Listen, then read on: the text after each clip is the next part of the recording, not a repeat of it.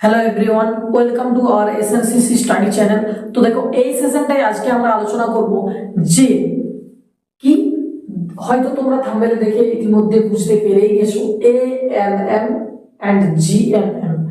যারা nursing, ANM, GNM লাইনে যেতে চাও, যারা সদ্য এইচএস পাস করেছো কিন্তু ঠিক বুঝতে পারছো না, বেশিরভাগ ক্ষেত্রে মেয়েদের কথা বলছি, যারা এএনএম জিএনএম জায়গায় যেতে চাও, নিজের লাইফ সিকিউর করতে চাও, একটা পরীক্ষার মাধ্যম দিয়ে তোমরা গভর্নমেন্ট জব ক্র্যাক করতে পারো, সেটা হচ্ছে এএনএম অ্যান্ড জিএনএম। যার সিলেবাস তোমরা এই ভিডিওর মধ্য দিয়ে বুঝতে পেরে যাবে, যারা সদ্য এইচএস পাস করেছো বা যারা এইচএস পাস করার পর নিজের লাইফকে একটা জায়গায় দাঁড় করাতে চাইছো, নিজে স্টেবল হতে চাইছো, তাদের জন্য আজকের ভিডিওটা খুবই একটা গুরুত্বপূর্ণ ভূমিকা পালন করতে চলেছে। তো তোমরা এখন যে ভিডিওটা দেখছো সেটা তোমাদের কিন্তু লাইফের একটা বড় সিদ্ধান্তমূলক সেশন হতে পারে। তো গুরুত্বের সহিত প্রথম থেকে শেষ পর্যন্ত দেখো, তাহলে এভরিথিং, তোমার যে কোয়েরি, তোমার যে দ্বিধাবোধ, তোমার যে মনে যে প্রশ্নগুলো এসে যায়, সেগুলো আশা করি অনেকটাই ক্লিয়ার হয়ে যাবে। দেখো, তোমার যে এএনএম জিএনএম এক্সামটা হয় সেটা দুটো ক্যাটাগরিতে হয়, ক্যাটাগরি 1 অ্যান্ড ক্যাটাগরি 2। এবার ব্যাপারটা হচ্ছে ক্যাটাগরি 1 এর যেগুলো হয় সেগুলোতে থাকে 1 নাম্বার করে, অর্থাৎ জটা প্রশ্ন ঠিক আছে কিন্তু ঠিক 1 নাম্বার করে। এবার সব থেকে যেটা গুরুত্বপূর্ণ সাবজেক্ট, তোমরা মাধ্যমিক পড়ে এসছো, তোমরা লাইফ সায়েন্স বলে একটা সাবজেক্ট পড়ে এসছো, যেটা জীবন বিজ্ঞান আমরা বলে থাকি, বা যেটা আমরা ভৌত বিজ্ঞান বলে থাকি, যেটা আমরা অঙ্ক বলে থাকি, এগুলোই আমাদের রয়েছে, বা ইংলিশ বলে থাকি, সেগুলোই হয়েছে। কিন্তু আমাদের এছাড়াও যেগুলোর সঙ্গে তোমরা পরিচিত এখনো পর্যন্ত হওনি, এইচএস এর পর যদি তোমরা এই কম্পিটিটিভ লাইনে বা সরকারি চাকরির যে কোনো এক্সামে তোমরা যদি বসতে চাও, দুটো সাবজেক্ট তোমরা হয়তো নতুন ভাবে জানতে পারো, হয়তো আগেও শুনেছো কিন্তু অতটা গুরুত্বের সহিত তোমরা নজর করোনি, যেটা হচ্ছে জিকে অর্থাৎ জেনারেল নলেজ আর রিজনিং। মানে এই হচ্ছে ব্যাপার, লজিক আকারে তৈরি হয় রিজনিং। এইবার ব্যাপারটা হচ্ছে কি, দেখো সব থেকে যেটা গুরুত্বপূর্ণ সাবজেক্ট এখানে রোল প্লে করে, টোটাল নাম্বার আমি যদি বলি 115 নাম্বারের তোমাদের এক্সাম হবে, 115 নাম্বার। এবার যদি বলবে স্যার এখানে তো দেখাচ্ছে 30, 15, 45, 45, 15, এখানে 10, 10, এখানে তো 115 আমাদের কোশ্চেন থাকছে না। এবার আমি ওটাই বললাম যে ক্যাটাগরি 1 এর যে কোশ্চেন গুলো থাকছে সেগুলোর যে মান 1 করে, ক্যাটাগরি 2 এ তুমি যেগুলো পাবে, সে অঙ্ক হোক, রিজনিং হোক, যেই হোক না কেন, তাদের যে মান সেটা হচ্ছে 2 নাম্বার করে। কথাটা বোঝা গেল?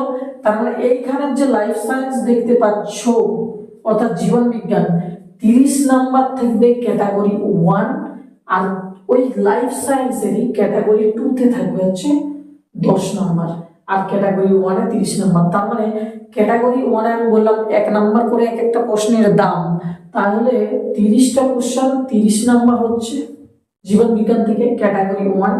ক্যাটাগরি 2 তে আমি 10টা কোশ্চেন পাবো, কিন্তু আমি কি বললাম, এক একটা কোশ্চেনের দাম হচ্ছে 2 নাম্বার, তাহলে 30 নাম্বার আমার ক্যাটাগরি 1 এ থাকছে লাইফ সায়েন্স থেকে। ক্যাটাগরি 2 এ থাকছে আমার 10টা যে কোশ্চেন 2 নাম্বার করে, তাহলে 20 নাম্বার।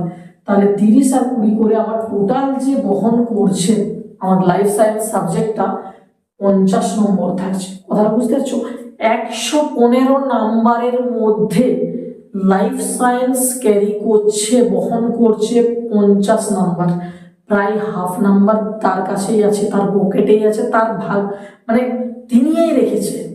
এবার তুমি বিচার করবে যে আমি লাইফ সায়েন্সটা পড়বো না পড়বো না। এবার কারো যদি মনে এক প্রশ্ন আসে যে আমার লাইফ সায়েন্স ভালো লাগে না, বা লাইফ সায়েন্স আমি সে পড়তে পারিনি, এইবার ব্যাপারটা হচ্ছে যে পড়তে পারো না বা যার ভালো লাগে না, তার লক্ষ্য যদি এই এএনএম জিএনএম হয়ে থাকে, তাহলে কিন্তু তুমি ভুল পথে এগোচ্ছো। তোমার যদি ভালো নাও লেগে থাকে, তোমাকে কিন্তু জীবন বিজ্ঞান সাবজেক্টটা পড়তেই হবে। বেসিক্যালি 9-10 এর যে আমার জীবন বিজ্ঞানের যে সিলেবাস, সেইটার দিকে নজর দিলেই হয়, তাহলেই অনেকটা তোমরা কিন্তু এগিয়ে যাবে। তোমরা যারা চাইছো যে আমরা এখন থেকে প্রিপারেশন নিব, দেখো নোটিফিকেশন এখনো আসেনি, ফর্ম ফিল আপ এখনো শুরু হয়নি, আশা করি কিছুদিনের মধ্যেই এপ্রিল মাসের মাঝামাঝি বা এপ্রিলের শেষ নাগাদ চলে আসতে পারে, বা হয়তো কিছুদিনের মধ্যে আমরা পেয়ে যাবো। তো সেটা বড় কথা নয়, এক্সামের যখন ফর্ম ফিল আপ শুরু হবে আর একটা আমি সেশন বানিয়ে দেবো যে শুরু হয়ে গেছে বলে, এটাও জানতে পেয়ে যাবে এই চ্যানেল থেকে, তোমরা ফলো করতে পারো। তো সেটা পরের কথা, কিন্তু পড়াশোনা না করলে তোমার তো সিলেকশন হবে না, ফালতু তো লাভ নেই না। তো এই হচ্ছে ব্যাপার। তো বোঝা গেল লাইফ সায়েন্স কিন্তু ছেড়ে তুমি যদি এই জায়গায় আসতে চাও তুমি পারবে না। এবার যাদের বায়োলজি নেই, 11-12 ধরো থাকেনি, যারা হয়তো সায়েন্স ব্যাকগ্রাউন্ডের নয়, যারা বায়োসায়েন্সের নয়, যারা শুধু 10 পর্যন্ত পড়ে, দেখো 10, 9, 10 যে বইটা ছিল সেটাই কাজ হয়। এবার কিছু কিছু জিনিস দেখো, শুধু যে 9-10 বইটা পড়বো এরকম করলে কিন্তু এখানে 50 স্কোরের মধ্যে তুমি 50, তুমি 40 যে পাবে, 30 যে পাবে, এটা কোনো কিন্তু বলা নয় যে যাবে না, কি হবে না হবে। কারণ এছাড়াও কিছু ফ্যাক্ট জানতে হবে, কারণ 9-10 বইগুলো সবাই পড়বে। আমি জানি সেই সিলেবাসের আন্ডারেই এক্সাম হবে, কিন্তু তারা সবাই পড়বে, যারা পরীক্ষা দিচ্ছে সবাই পড়বে। তোমাকে কিন্তু এক্সট্রা কিছু জানতে হবে সেরা সেরা হতে গেলে, এটা যেন মাথায় থাকে। Next, physical science. দেখো ফিজিক্যাল সায়েন্স ক্যাটাগরি 1-এ হচ্ছে 15টা কোশ্চেন থাকবে, 1 নাম্বার করে 15, আর ক্যাটাগরি 2-এ থাকবে 5টা কোশ্চেন, 5টা কোশ্চেন তার মানে 2 নাম্বার করে, 5 2 10, তাহলে 15, আর এখানে 10, টোটাল তোমার 25 নাম্বার। ফিজিক্যাল সায়েন্সও 25 নাম্বার বহন করছে, তাহলে 50 আর 25, ফিজিক্যাল সায়েন্স মানে ভৌত বিজ্ঞান জীবন বিজ্ঞান করে 75 নাম্বার নিয়ে নিল সায়েন্সে। ওকে, তারপর ইংলিশ পাবো আমরা শুধুমাত্র ক্যাটাগরি 1-এ 15 নাম্বার, 15টা কোশ্চেন। ম্যাথ পাবো মাত্র 10টা কোশ্চেন, 10 নাম্বার। জিকে পাবো 10টা কোশ্চেন, 10 নাম্বার। আর রিজনিং পাবো মাত্র 5টা কোশ্চেন, 5 নাম্বার। এইবার একটা কথা তোমাদেরকে এখন থেকে বলে দিই, দুটো ক্যাটাগরিতে যে এক্সাম হচ্ছে, মনে রাখবে ক্যাটাগরি 1-এ কিন্তু সবাই স্কোর করতে সক্ষম হয়ে যায়, খুবই তারা ইজিলি ওইখানে সার্ভাইভ করে। কিন্তু এই যে ক্যাটাগরি 2, এইখানে দেখো বেশি কোশ্চেন কিন্তু নেই। লাইফ সায়েন্সে 10টা কোশ্চেন থেকে এখানে 20 নাম্বার, আর তোমার 5টা কোশ্চেন থেকে ফিজিক্যাল সায়েন্স থেকে ভৌত বিজ্ঞান থেকে 10 নাম্বার, মানে এই যে 30 নাম্বার, 30 নাম্বার যে এখানে থাকছে জীবন বিজ্ঞান আর ভৌত বিজ্ঞান করে, এইখানটায় মারাত্মক কম্পিটিশন হয়। মানে ক্যাটাগরি 1-এ সবাই চলে যায় পেরিয়ে, বেশিরভাগ আমি যদি 80% 70% দেখি, ক্যাটাগরি 1-এ কিন্তু সবাই কাট অফটা বা কাট অফের যে ধারাবাহিকতা সবাই কিন্তু মেনটেন্সের দিকে চলে যায়, যারা পড়াশুনো করে। মানে আমি এভারেজ থেকে হাই লেভেলের কথা যদি বলি, এইখানটাই ক্যাটাগরি 1-এ কিন্তু সবাই মোটামুটি স্কোর করে। কারণ তুমি দেখো রিজনিং আছে সবাই মোটামুটি কম বেশি পারে, এটা যারা নতুন তাদের আমি বলে দেবো কিভাবে করতে হবে, সবকিছু বুঝে যাবে, কোনো ব্যাপার না। এখানে যারা নাও প্র্যাকটিস করে তোমার মোটামুটি 1-2টা কোশ্চেন জানে, আর মোটামুটি একটু দেখলেই মোটামুটি এইখানে তুমি স্কোর, খুবই সহজ কোশ্চেন আছে, হয়ে যাবে এইখানটা। জিকে তুমি খুবই সহজ আছে, যদি একটু এদিক ওদিক নলেজ থাকে হয়ে যাবে। অন্য এক্সামের মতন এখানে নয়, মোটামুটি আমি এখানে 5-এর 5-এই তুমি পাবে, এখানে আমি 6 থেকে 7 পাচ্ছই পাচ্ছ। ম্যাথে তুমি 7-8 সবাই স্কোর করবে, 10-এর মধ্যে 7-8, এটাও কোনো ব্যাপার না। আচ্ছা, ইংলিশ 15 নাম্বার আমি ধরলাম 6 থেকে 10-এর মধ্যে থাকবে। এইবার এইখানে হয়তো এদিক ওদিক হবে, মানে আমি যেটা বলছি ক্যাটাগরি 1-এ সবাই কিন্তু নিজেকে সার্ভাইভের জায়গায় কিন্তু রাখতে পারে। রাখবে এমন কোনো মানে নেই, বসলে যে পাস করবে এতটাও সোজা নয়। কোশ্চেন কিন্তু সহজ হয়, কিন্তু কম্পিটিশনটা প্রচুর মারাত্মক লেভেলের হয়, কারণ সবাই দিতে থাকে। হ্যাঁ, তো সেটা বড় কথা নয়। আমি যেটা বলতে চাইছি, ফলো আপ করো ক্যাটাগরি 2, ফিজিক্যাল সায়েন্স 10 নাম্বার 5টা কোশ্চেন, লাইফ সায়েন্স 10টা কোশ্চেন 20 নাম্বার, 2 নাম্বার করে যেহেতু। তো এই যে 30 নাম্বার, এই জন্য আমি বলছি লাইফ সায়েন্স 20 আর ফিজিক্যাল সায়েন্স 10। ওই যে 9-10 বইগুলো পড়তে বললাম না, শুধু যে 9-10 বইগুলোই পড়বো আর সিলেকশনটা হয়ে যাবে, ক্যাটাগরি 2-এ তুমি হাত দিতে পারবে না কোশ্চেনগুলো, এটা কিন্তু মাইন্ডে রাখতে হবে।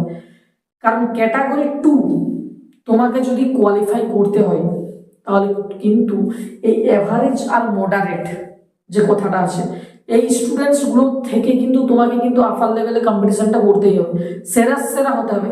যারা ক্যাটাগরি 1 পাস করছে, এখানে যারা সার্ভাইভ করছে, ওরা সেরা স্টুডেন্টসই বটে, তবেই পাস করছে, সবাই তো পারবে না। কিন্তু সেরা সেরা তুমি যদি হতে চাও, ক্যাটাগরি 2-এ তোমাকে এখানে কম্পিটিশনটা করতে হবে, কথাটা বোঝা গেল।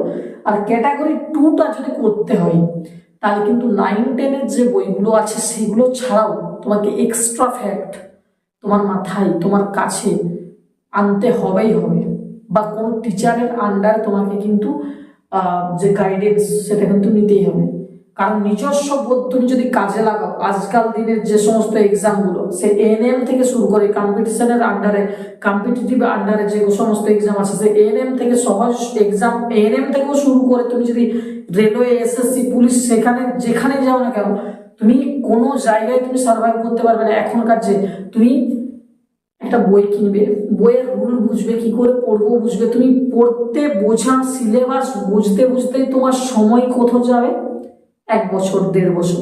আর কেউ একজন টিচারের গাইডেন্সে থেকে সে একদিনে বা 5 দিনে সিলেবাসটা বুঝছে। তাহলে difference between two students as এ যে নিজে স্টুডেন্টস একজন নিজে দেখছে আর একজন টিচারের গাইডেন্সে থেকে দেখছে, দুটোর মধ্যে ফারাক থাকে। সে অনলাইন হোক অফলাইন হোক তোমাকে কিন্তু টিচারের গাইডেন্স ম্যান্ডেটরি আজকাল দিনে, কারণ তুমি যতক্ষণকে কম্পিটিশনের আওতায় যাবে নিজে ততক্ষণকে একজন কোয়ালিফাই করে গেছে, এইটা যেন মাথায় থাকে। তো যাই হোক, এই সেশনে বলার কথা এটাই। আশা করি সমস্ত সিলেবাসের নাম্বার বিভাজনটা বুঝতে পেরেছো। ফর্ম ফিল আপ কিছুদিন পরেই হবে, তোমরা অপেক্ষা করো, চলে আসবে। অপেক্ষা শুধু নয়, লাইফ সায়েন্স, ফিজিক্যাল সায়েন্স যেহেতু বেশি নাম্বার বহন করছে, এই দুটো সাবজেক্ট তোমরা কিন্তু 9-10 এর বইটা আপাতত হাতে নিয়ে তোমরা কিন্তু শুরু করে দেবো পড়াশোনা, যারা এএনএম জিএনএম এর দিকে যেতে চাও। 2025-এর কিন্তু এক্সাম হবে প্রায় তুমি জুন জুলাই নাগাদ, আর ফর্ম ফিল আপ এপ্রিলে হয়ে যাওয়ার কথা আছে, শুরু হবে কিছুদিন পরে। তো যখন ফর্ম ফিল আপ স্টার্ট হবে আমি ঠিক সময় একটা নতুন সেশন বানিয়ে তোমাদেরকে জানিয়ে দেবো। চলো এই সেশনে এই পর্যন্ত, দেখা হচ্ছে নতুন কোনো একটা সেশন নিয়ে।